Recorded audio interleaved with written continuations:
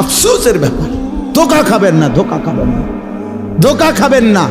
শতভাগ সুন্নত করে, শতভাগ আমল করে, শতভাগ আল্লাহর কসম বাবা, আপনি আমার দলভুক্ত হওয়ার দরকার নাই।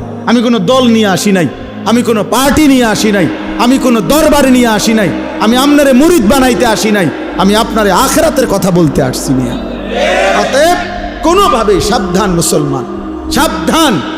রাসূলুল্লাহ সাল্লাল্লাহু আলাইহি ওয়াসাল্লামের অনুসরণবিহীন, সুন্নাত মানাবিহীন নবীজির ভালোবাসা দাবি করা এটা ধোঁকা আর প্রতারণা ছাড়া আর কিচ্ছু না, কিচ্ছু না। ধোঁকা দিবেনও না, ধোঁকা খাবেনও না, কাউকে ধোঁকা দিয়েন না, ধোঁকা দিয়েন না। হালাল হারামের কোনো মিশ্রণ নাই, পার্থক্য নাই, কোনো অনুভূতি নাই। আমনে নবীর আশেক, নবীর এশক, আর আমরা চিরা খাই, আমরা ভাত খাই না, আমরা বুঝি না।